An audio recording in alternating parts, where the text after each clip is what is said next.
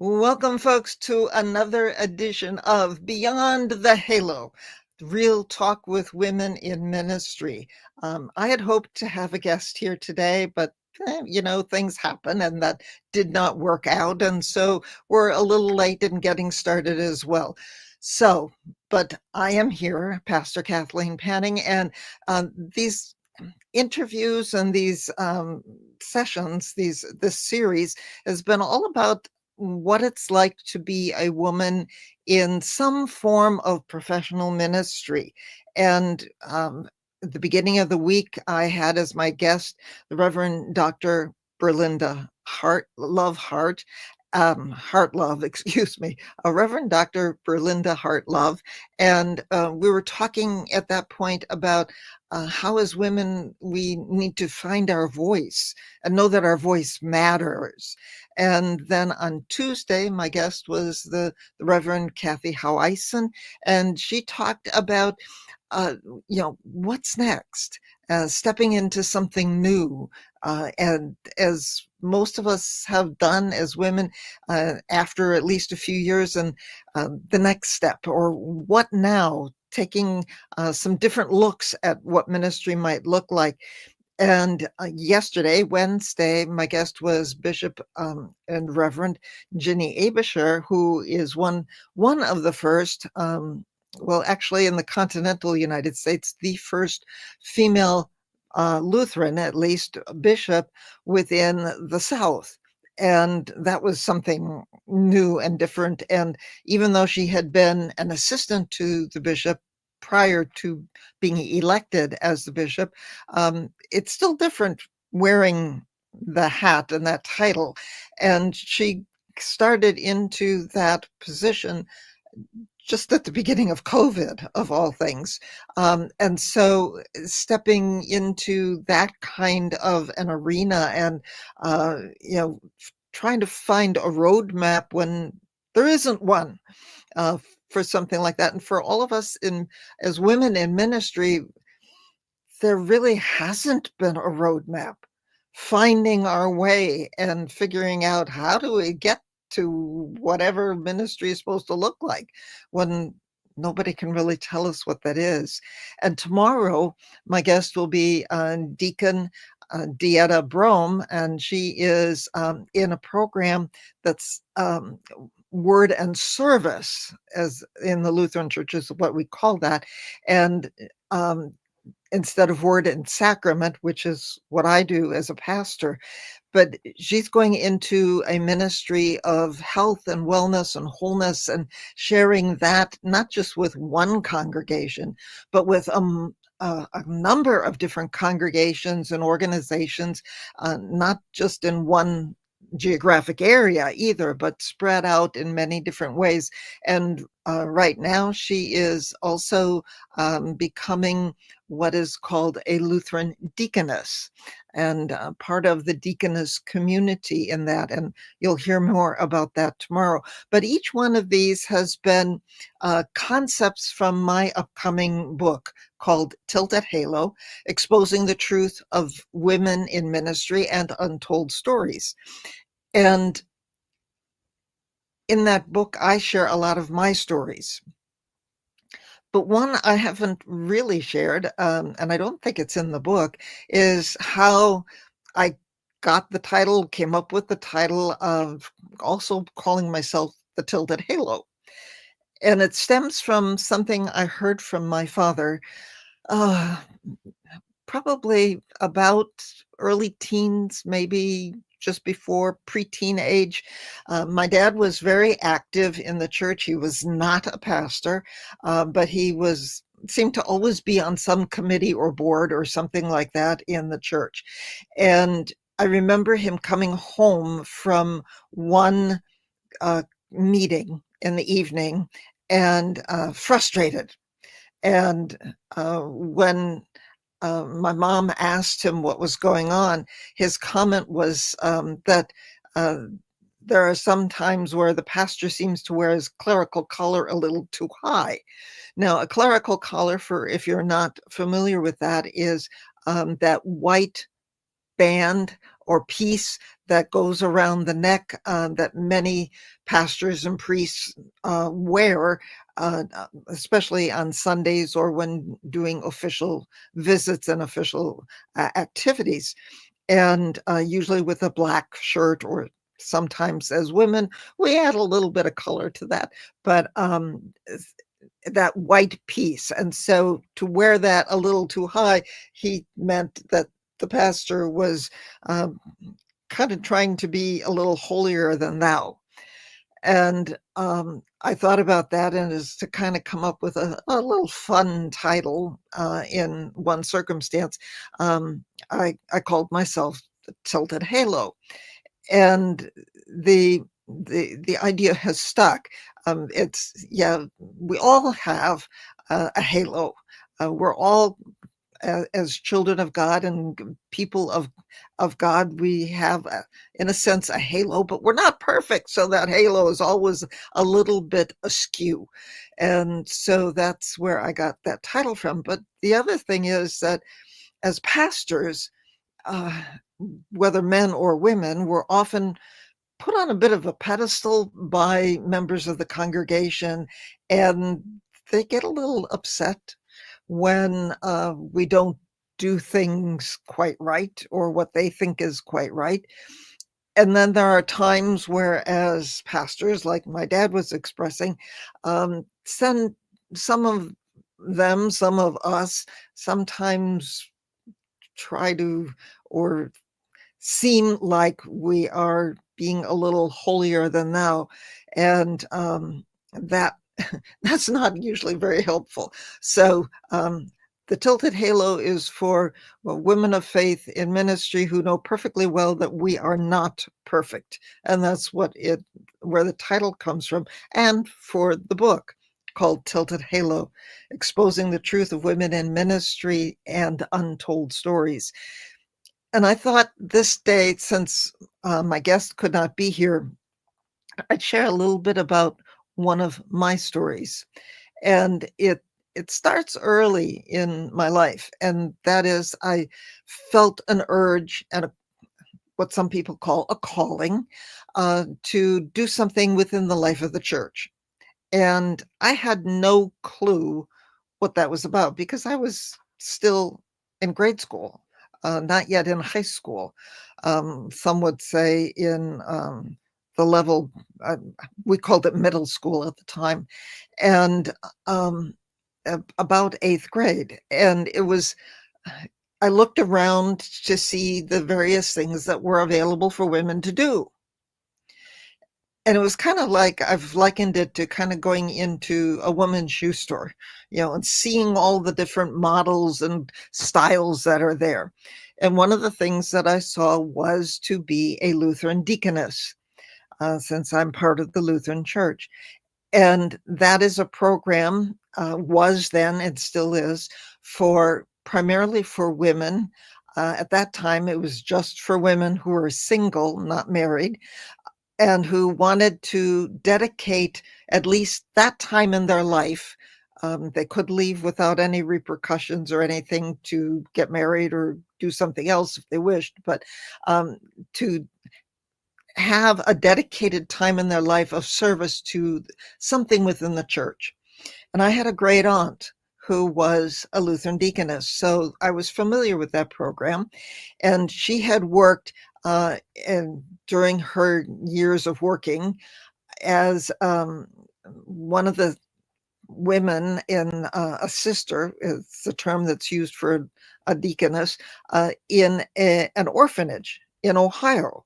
And yes, there were orphanages in the United States in the 20th century for children who, for whatever reason, either didn't have parents, or their parents, another family, could not take care of them. This was long before there was a foster care system in the country and things like that. So there were orphanages, and she worked in that orphanage. When she retired, she moved to a place where it was called the Mother House, where the women were trained, and then they could come back and retire there. And so it was close to where I grew up, so my family would go and visit. And uh, could meet some of the other women who were there. They worked in things like there were nurses there. There was a lady who had been a pharmacist, teachers there. I met somebody who had done some mission work in a foreign country, something like Papua New Guinea, that kind of area. And so I was familiar with this program. And I thought, that's interesting. That's really neat. I like that, but didn't quite fit. And then I looked at some other things. I had another great aunt who I met only once in my life, but I did meet her, who had been a missionary for a year in India. And I think she did something with teaching there, but it was something through the church. And I thought, interesting. I could maybe be interested in doing some mission work someplace, maybe, but not quite right at that point. And I had an aunt who had been what's called a parish worker. She took care of all of the Christian education for children and youth in the church, and had some probably relationship with any adult Christian education as well, and did some secretary work at the church as well. I thought about that. Maybe, but still not quite right. I saw women being very active in the choir and in the kitchen, traditional places for women. My mother helped with the children's Sunday school for many, many years and kind of took care of that and headed that up. She worked and helped to establish a library in the church. There were women who were the organist at the church was a woman, the choir director was a woman. All of these wonderful possibilities, and yet it was like trying on all of these shoes, and none of them, they looked nice. There was nothing wrong with the shoes, but they just didn't quite fit me. And there was nothing else there. At that time in my life, there was nothing else for women to do.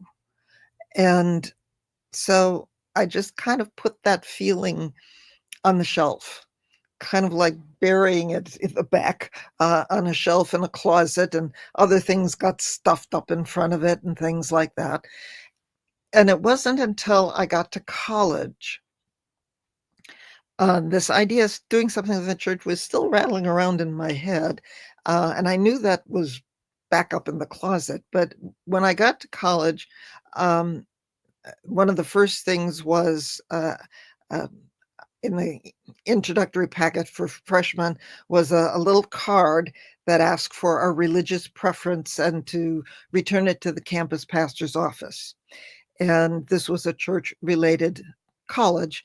And so I was a dutiful little freshman, and I filled it out and trotted down to the campus pastor's office and handed it to the secretary and was ready to go out the door when she said, "Oh, wait, the pastor likes to meet the new students."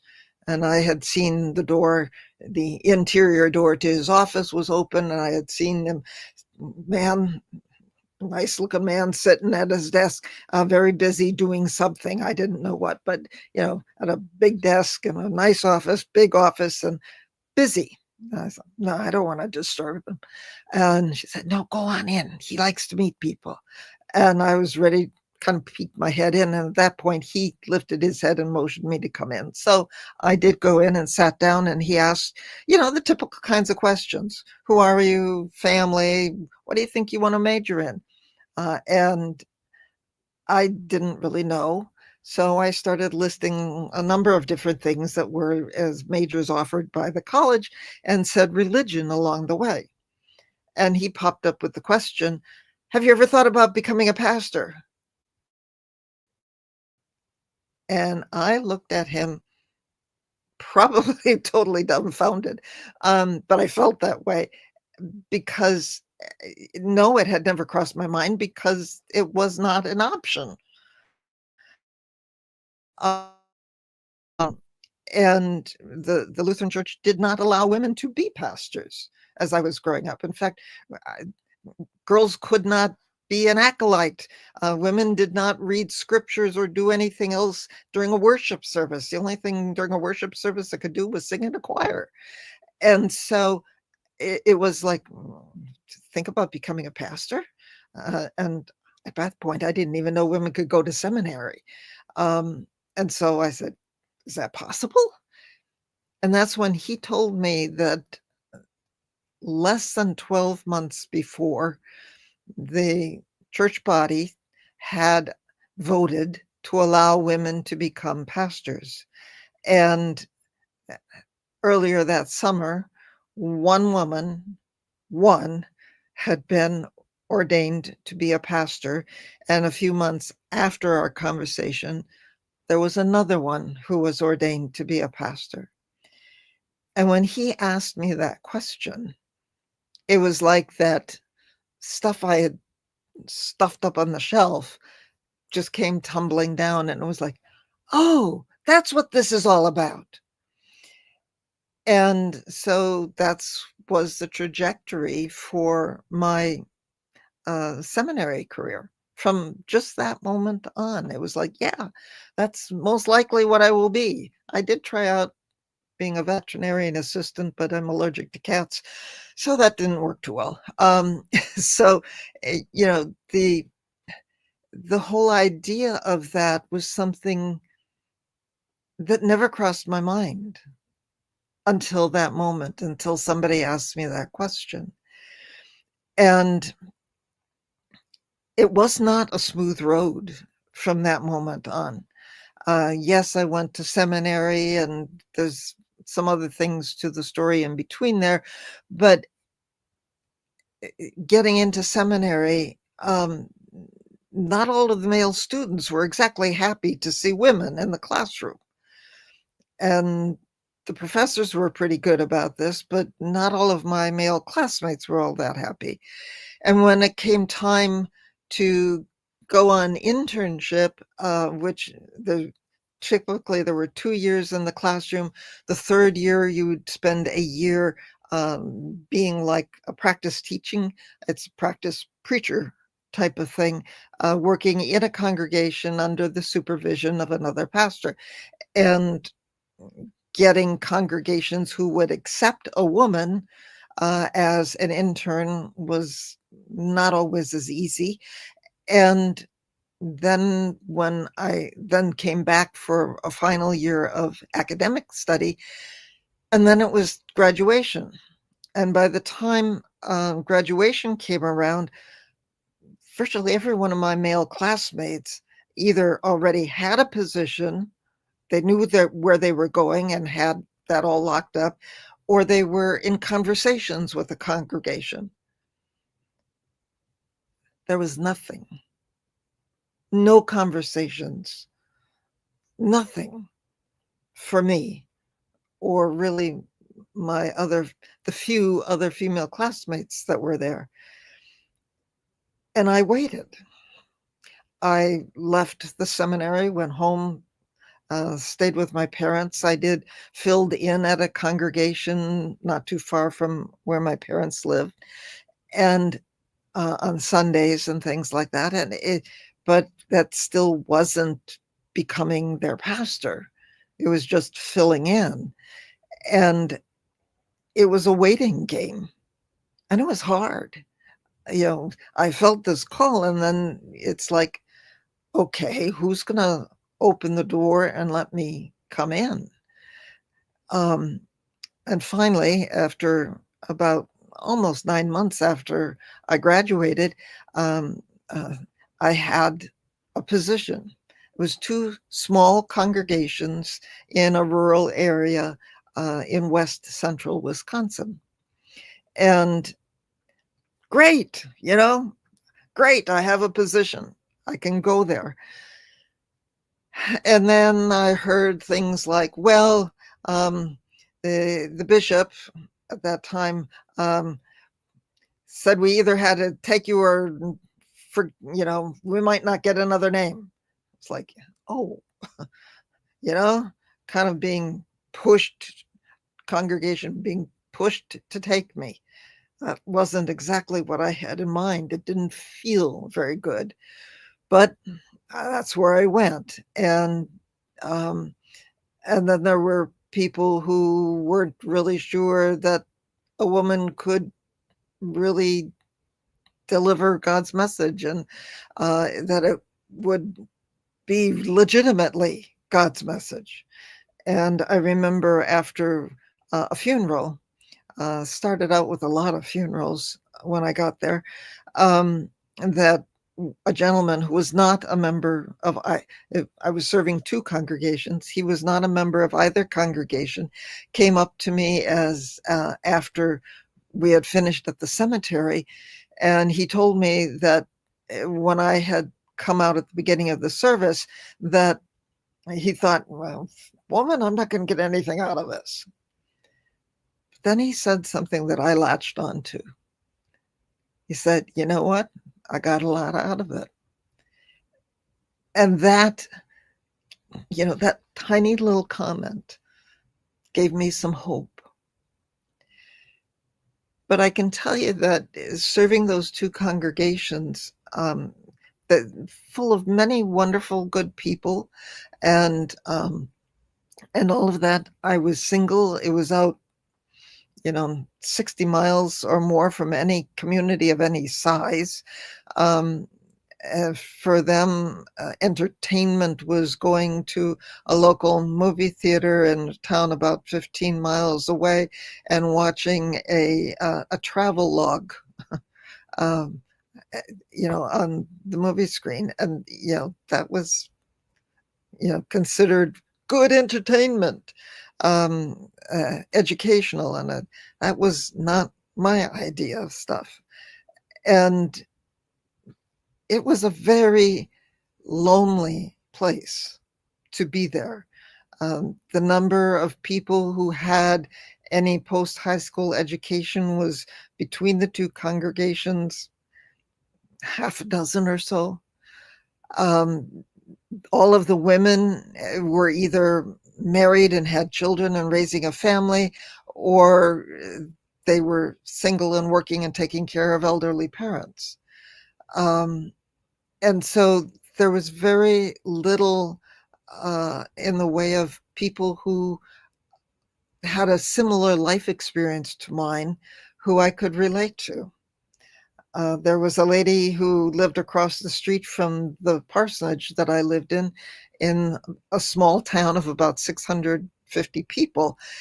And she was not a member of either the congregation. She was a widow, and she kind of befriended me.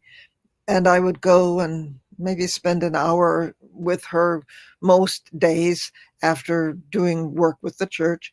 And one time, after a number of years, one of the members complained that I was spending time with her. And it was like I wasn't allowed to have any sense of anybody outside of the members of the congregation to have as a friend or even somebody to talk with. And the level of understanding of, being a pastor is a 24-hour a day, 7-day a week, 365-day a year position, because at any time, any moment, you can get a phone call about something that's important, and you're supposed to be able to respond to it, even on the day off that they give you.